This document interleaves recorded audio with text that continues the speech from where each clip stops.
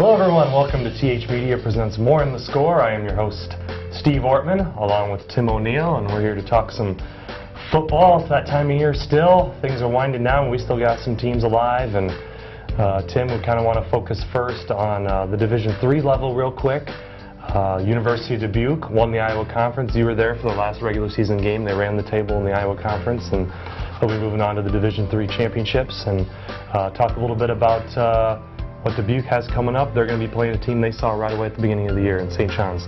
Right, they're playing St. John's from Minnesota. It's a pretty tough matchup for the Spartans. They lost that one pretty handily in the beginning of the season, 45-9, and it was part of that stretch where Dubuque really wasn't playing that well. They kind of put it together as they got into the conference season and have just been rolling since. It was that loss to St. John's and the loss to UW-Platteville that are really the only two blemishes on Dubuque's record this year. Other than that, they've been playing really well. But that road trip up to St. John's is going to be a tough one to start the playoffs. They're going to have to play by far their best game of the season. And they may be without their starting middle linebacker, Blaine Snicker, who's the anchor of that defense.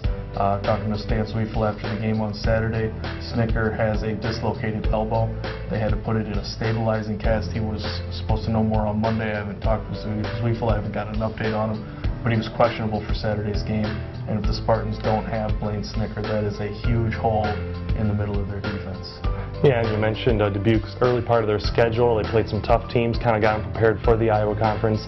One of those teams you mentioned, UW-Platteville, they've been highly ranked all season, around number 14, number 15. They even hit the top 10 at one point, but nationally ranked, but they got snubbed once again. Poor coach Mike Emmendorfer up at Platteville, snubbed from getting a playoff berth once again, and the fact remains that they play in the always tough WIAC, and the bottom line is it seems like the committee focuses on the fact that they just don't want to let in 3 teams from one conference. And when you're in the WIAC, Oshkosh was phenomenal this year. They won the league. And then you had Whitewater receiving that large bid. They're the defending national champions. They're always in the hunt.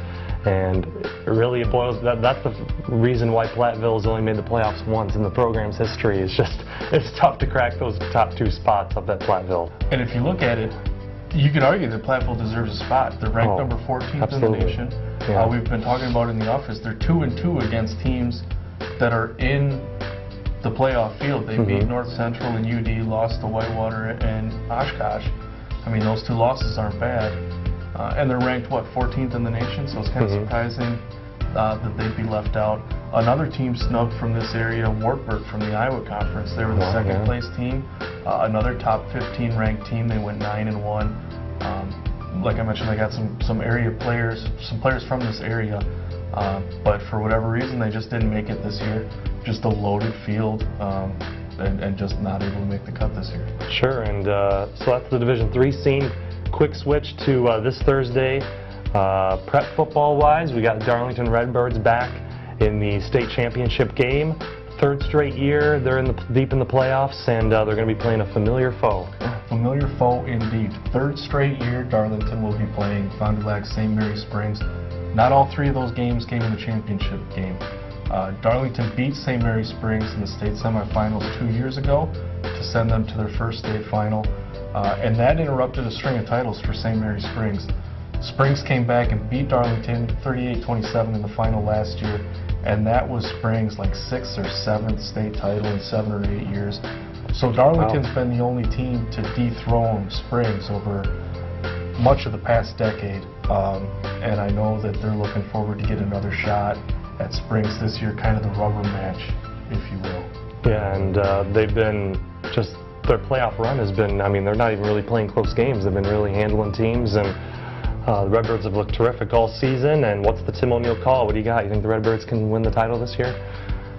I've picked Darlington to win the title game each of the past 2 years, and knowing how the Redbirds respond to being on the losing end of a prediction, I asked the coach whether I should pick for or against this team, and he told me to pick a draw. I can't do that, but I think I'm going to pick Springs to win. Really good program, strong tradition. Darlington's really good, but I'm going to pick Springs to win and hope that come Thursday I'm writing a state championship story about the Redbirds and talking about how my prediction was wrong. Yeah, I think Coach was kind of wanting you to read between the lines there. Please, God, don't pick us. Exactly. Should be a good game. It'll be Tim will be up there. We'll have all the coverage for you online as well as in the print. So keep checking out TH Online for all your great sports coverage. This is Tim O'Neill. I'm Steve Ortman. Another edition of More in the Score in the books. We are men talking about sports, not wearing makeup, and that's how it's supposed to be.